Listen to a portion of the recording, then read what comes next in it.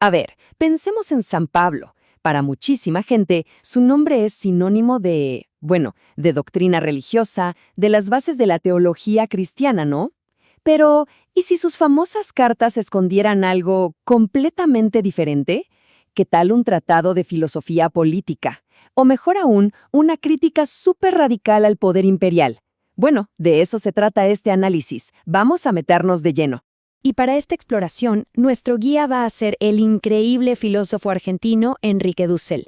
Él es quien nos propone darle una vuelta de tuerca a todo esto y releer a Pablo. Ojo, no como un teólogo, sino como un pensador político, y uno fundamental además. Les aseguro que sus ideas, vistas así, resuenan con una fuerza impresionante hoy en día.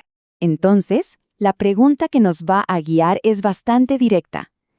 ¿San Pablo era solo un santo con preocupaciones espirituales? ¿O era en realidad un revolucionario con una de las críticas más feroces contra el poder de su época?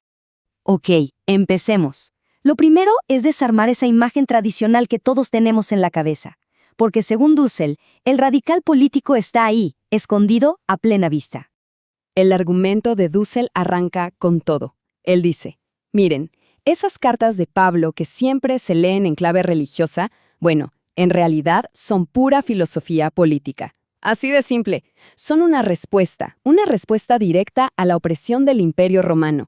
Y es que esto no sale de la nada. Su filosofía tiene un origen muy concreto. Pensemos en quién era Pablo. Era un judío de Tarso, una ciudad comercial muy cosmopolita para la época. No era un académico en una torre de marfil, para nada.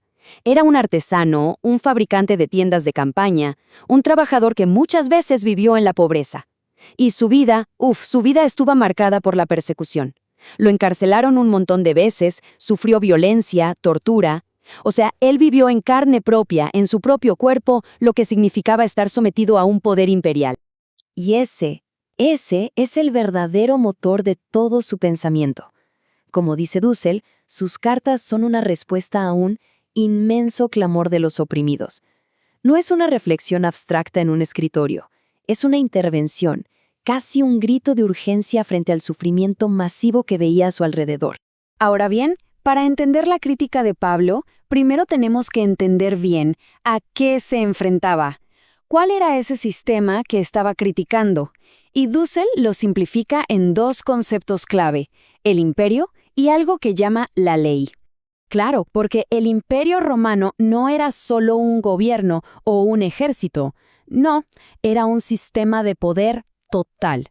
Piensen en una burbuja que lo abarcaba absolutamente todo. Una totalidad, como dice Dussel, que no dejaba ni un solo resquicio de la vida fuera de su control. Su dominio era obviamente militar, claro, pero también era económico. Controlaban la tierra, los recursos, todo. Era legal. Ellos decidían quién tenía derechos y quién era básicamente nadie.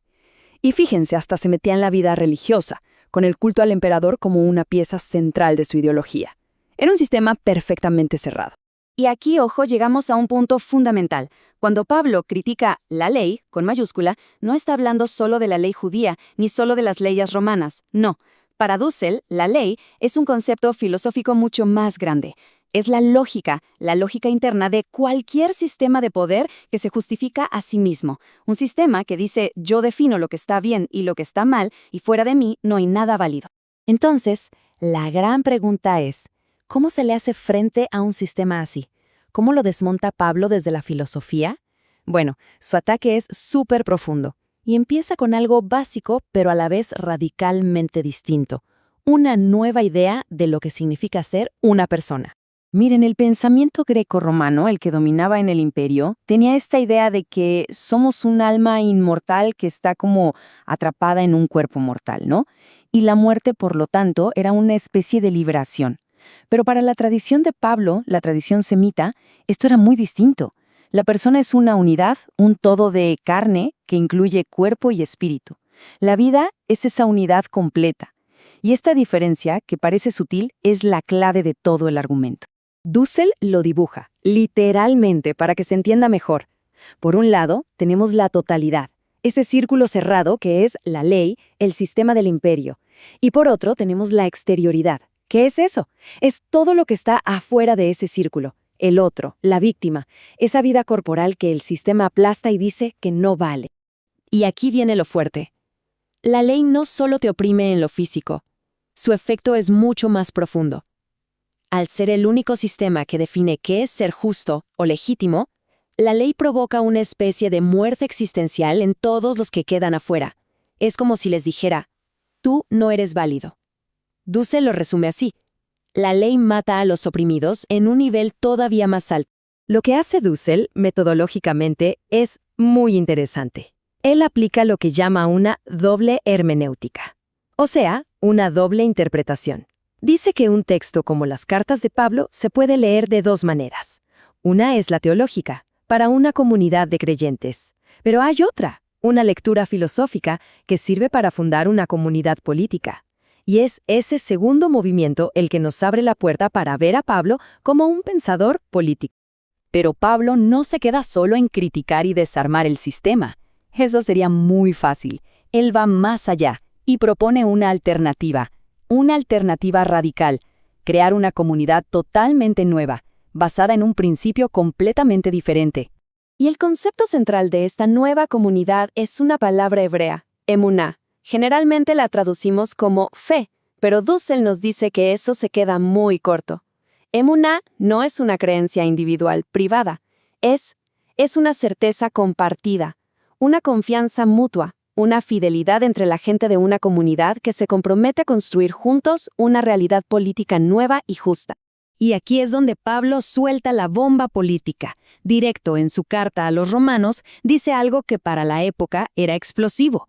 Una persona no es justificada, o sea, no es considerada legítima, por cumplir con las obras y las reglas que exige la ley del sistema. No, es justificada por la emuná, por esa fidelidad y pertenencia a la nueva comunidad. Esta idea, una sola idea, lo rompe todo.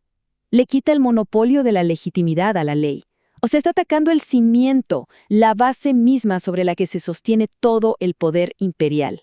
Lo que hace Pablo con esto es básicamente dibujar una nueva línea en el mapa social. La división importante ya no es la que imponía la ley, como por ejemplo judío contra no judío. No. La nueva división, la que realmente importa ahora, es entre los que siguen viviendo bajo la lógica de la ley y los que viven en la emuná, en esta nueva comunidad del espíritu. Es una comunidad política totalmente nueva que va más allá de las viejas identidades. Y para terminar, Dussel hace algo genial. Conecta todo este pensamiento de hace 2000 años con las luchas y la filosofía de hoy. Para Dussel, Pablo de Tarso es, ni más ni menos, que uno de los primeros filósofos del sur. ¿Qué quiere decir con esto? Que es un pensador que construye su crítica demoledora al imperio no desde el centro del poder, no desde Roma, sino desde la periferia, desde la piel de los oprimidos. Su obra, vista así, es un antecedente directo de la filosofía de la liberación y de todo el pensamiento descolonial actual. Y todo esto nos deja con una pregunta flotando en el aire, ¿no? La lectura de Dussel nos demuestra cómo un texto que dábamos por sentado, un texto religioso y aparentemente apolítico, puede esconder una filosofía revolucionaria. Y esto nos obliga a pensar, si esto pasó con San Pablo, ¿qué otras ideas, qué otras instituciones o discursos que hoy aceptamos como normales podrían estar ocultando una lógica de poder que tal vez merecería una segunda mirada?